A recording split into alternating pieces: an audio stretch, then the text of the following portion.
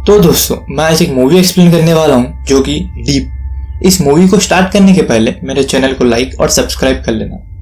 इस मूवी के स्टार्टिंग में हम एक मेडिकल कॉलेज को देखते हैं जिसमें प्रोफेसर निक अपने स्टूडेंट को इंसोम्निया के बारे में बता रही होती है। वो कहती है कि इंसोम्निया एक बीमारी है जो काफी स्ट्रेस के कारण आती है, जिसमें इंसान को रात में नींद नहीं आता है और अगर नींद आए तो भी वो भी थोड़े समय के लिए आता है और इंसान अगर 3 वीक्स तक नहीं सोया तो वो कोमा में भी जा सकता है। अब हम नेक्स्ट सीन में एक लड़की को देखते हैं जिसका नाम जेन था।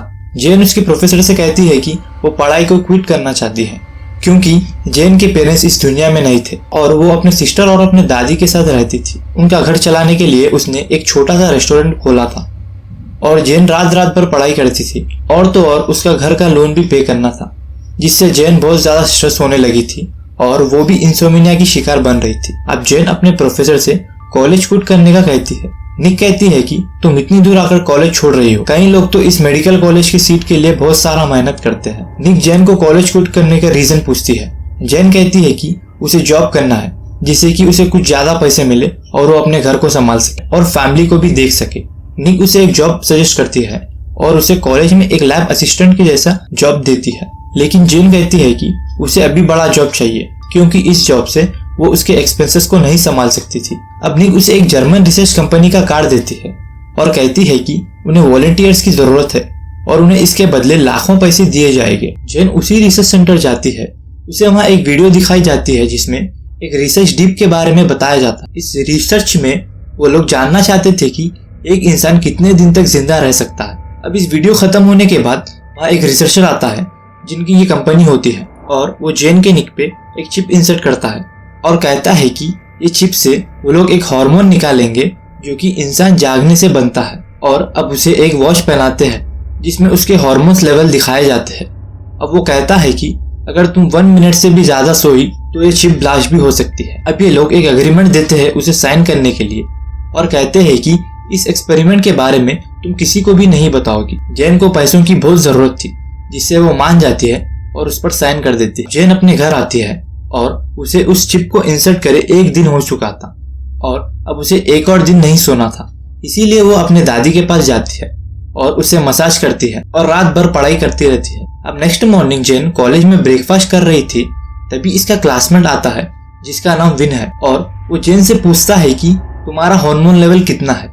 इसे सुनकर जेन शॉक हो जाती है क्योंकि उसने इस डीप एक्सपेरिमेंट के बारे में किसी को नहीं बताया था। अब विन उसे अपने वॉच दिखाकर कहता है कि वो भी इसी डीप का मेंबर है। जेन कहती है कि वो लोग इसके बारे में ऐसा ओपनली नहीं बात कर सकते हैं। विन उससे कहता है कि वो उन मेंबर से परमिशन लिया है इसके बारे में बात करने के लिए। तभी वहाँ 2 और स्टूडेंट्स आते हैं और ये दोनों भी डीप के ही मेंबर्स थे।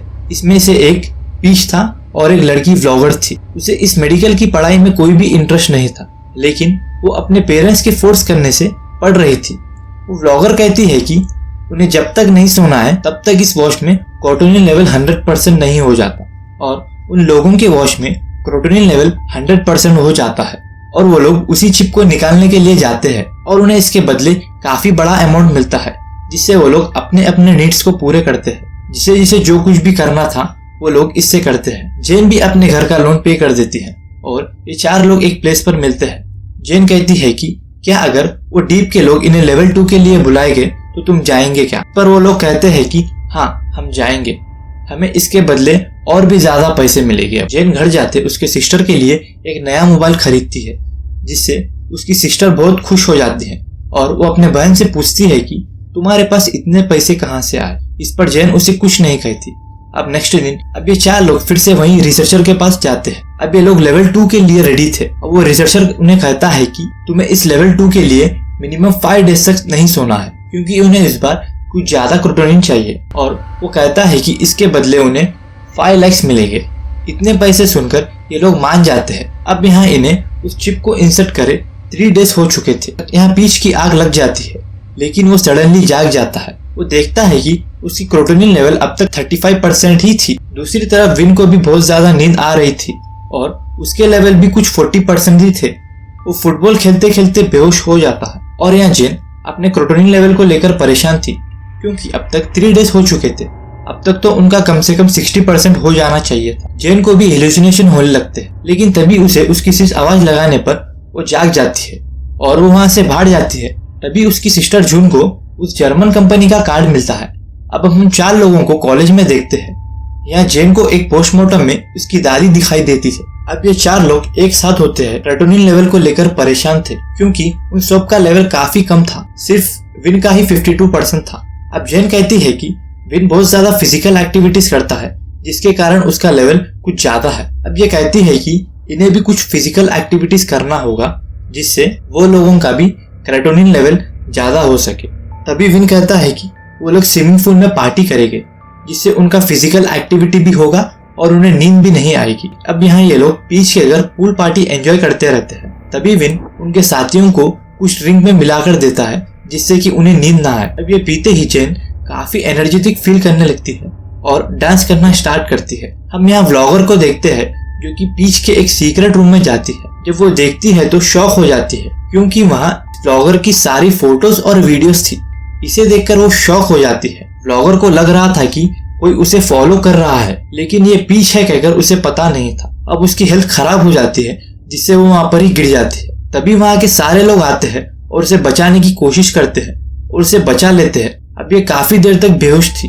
अब ये कुछ और सेकंड्स आंखें नहीं खोलती तो इसकी जान भी जा सकती थी। अब सडनली इनका सेरोटोनिन लेवल 100% हो जाता है। तभी ये सारे लोग उस रिसर्च सेंटर जाकर अपना चिप निकाल लेते हैं और वो आदमी उनसे कहता है कि तुम अगर चाहते हो तो लेवल 3 के लिए रेडी हो सकते, तुम्हें इसके बदले 10 लाख दिए जाएंगे। ये लोग लेवल 3 के लिए मना करते हैं और नेक्स्ट सीन में हम जेन और निक को देखते हैं। निक जेन से कहती है कि तुम्हें इस बार इस एग्जाम में कुछ अच्छे मार्क्स नहीं आए, अगर ये सब इस जॉब के बारे में हो रहा है तो तुम इस जॉब को छोड़ दो। इस पर जेन कहती है कि उसने तो इस जॉब को कब का ही छोड़ दिया है। जेन वहाँ से जा रही होती है तभी वो देखती है कि वहाँ एक लड़के को एम्बुलेंस में ले जा रहे हैं और वो देखती है कि वो लड़के के हाथ पर भी वही वॉच है। शायद ये लड़का इसका टास्क कंप्लीट नहीं कर सका जिसके कारण इसकी जान चले गई। अब यहाँ जेन की ग्रैंडमदर की हेल्थ काफी खराब हो जाती है। उसके ऑपरेशन के लिए उसे कुछ पैसे चाहिए थे लेकिन वो पैसे उसके पास नहीं होते हैं। तभी जेन की सिस्टर जून वहाँ आती है और उसे पैसे देती है। जेन उसे इन पैसों के बारे में पूछती है तो वो कहती है कि वो भी डीप के प्रोग्राम को ज्वाइन कर ली है। ये सुनकर उसकी बहन उसे गुस्सा होने लगती है और वो कहती है कि इस प्रोग्राम के कारण ही एक लड़के की जान जा चुकी है। जून कहती है कि मैं भी हमारे फैमिली को सपोर्ट करना चाहती हूँ, इसीलिए मैंने इस प्रोग्राम को ज्वाइन किया। अब हॉस्पिटल के बाद जेन जब घर जाती है तो उसे उसकी सिस्टर नहीं दिखाई देती है, जिससे रिसर्चर के पास जाती है। वहाँ जून उसे मिलती है और वो रिसर्चर से कहती है कि जून के बॉडी में से वो चिप निकाल दो वरना मैं पुलिस को कंप्लेंट कर दूंगी। ये सुनकर वो आदमी कहता है कि तुम कुछ नहीं कर सकती क्योंकि तुमने एक एग्रीमेंट पर साइन किया है और ये बात तुम किसी को नहीं बताओगी। अब यहाँ वो आदमी कहता है कि अगर तुम तुम्हारे 3 फ्रेंड्स को लेवल 3 के लिए मना लोगी तो मैं तुम्हारे सिस्टर के बॉडी से उस चिप को निकाल दूंगा। नेक्स्ट सीन में जेन उसके फ्रेंड्स को बुलाती है और कहती है कि हम लोगों ने किसी न किसी तरह से डीप के 2 लेवल्स को पार कर लिया है। हाँ, लेवल 2 थोड़ा मुश्किल था लेकिन हमने उसे किसी न किसी तरह से पार कर लिया है। यहाँ मेरी सिस्टर ऑलरेडी लेवल 3 स्टार्ट कर ली है, इसीलिए वो कहती है कि हम भी लेवल 3 स्टार्ट करेंगे जिससे हम किसी न किसी तरह से इस लेवल को पार करने का रास्ता निकाल लेंगे। और वो कहती है कि मेरी सिस्टर अकेली ही इसे पार नहीं कर सकी, वो मर जाएगी। अब यहाँ विन जेन की बात मान लेता है लेकिन पीच और सिन ये दोनों नहीं मानते। तभी विन उन्हें कहता है कि अगर उस नाइट पार्टी में जेन वहाँ नहीं होती तो सिन की जान भी जा सकती थी। ये सुनकर सिन मान जाती है लेकिन पीच नहीं मानता। अब नेक्स्ट सीन में वो लोग उसी रिसर्च सेंटर में जाते हैं तो उन्हें वहाँ पीच दिखाई देता है जो कि पहले से ही वहाँ आ गया है।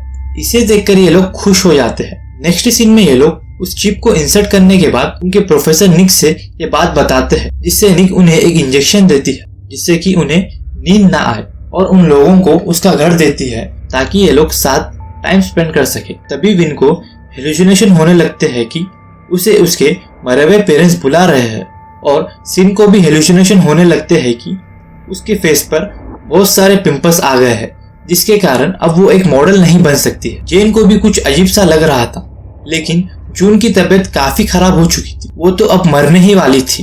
अब 3 दिन हो चुके थे इन्हें उस चिप को इंसर्ट करे। सेरोटोनिन लेवल 20% से कम थे।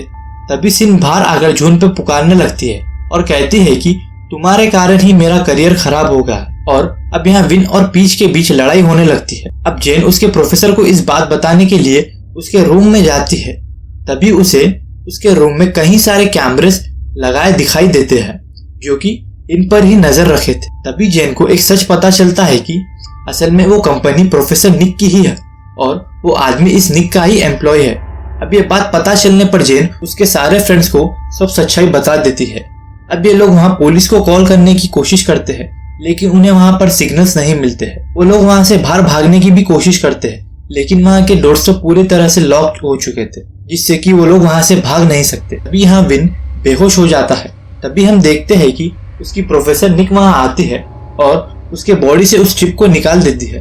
तभी ये सारे लोग वहाँ आते हैं और प्रोफेसर को मारने के लिए आगे बढ़ते हैं। तभी प्रोफेसर उन्हें एक आदमी को दिखाती है जो कि कोमा में था। वो कहती है कि ये भी एक प्रोफेसर है। असल में इंसोम्निया के बारे में ये प्रोफेसर रिसर्च कर रहे थे, वो भी अपने ऊपर। और तो और डीप लेवल भी इन्हीं का ही बनाया गया प्रोग्राम। इस रिसर्च के कारण ये प्रोफेसर काफी समय से नहीं सोए थे जिससे इन्हें भी हेलुसिनेशंस होने लगे थे और ये एक बिल्डिंग पर जाकर वहां से कूद जाते हैं। इससे ये कोमा में चले जाते हैं। असल में ये निक के फ्रेंड थे। निक रिसर्च करने से इसे पता चलता है कि अगर इस पेशेंट के बॉडी में क्रेटिनिन लेवल को बढ़ा दे तो ये बच सकता है। ये सुनकर उन लोगों को गुस्सा आता है और वो लोग कहते हैं कि अगर हमारी जान चले गए तो तुम क्या करती। इस पर निक कहती है कि इसीलिए वो इन लोगों को एक सेफ प्लेस पर रखी है।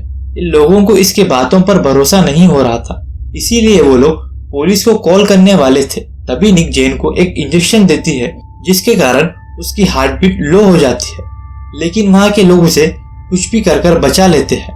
अगर ये अपनी आंख नहीं खोलती तो इसकी जान जा सकती थी। तभी ये लोग निक को पुलिस के हवाले करते हैं। नेक्स्ट सीन में ये लोग समझ जाते हैं कि लाइफ बहुत प्रीशियस है, इसीलिए हमें जितना टाइम मिलता है उतने टाइम में ही हम सब कुछ कर लेना चाहिए। और अब ये लोग एक साथ रहने लगते। तो ये मूवी यहीं पे खत्म हो जाती। अगर आपको इस मूवी का एक्सप्लेनेशन अच्छा लगा हो तो मेरे चैनल को लाइक और सब्सक्राइब कर लेना।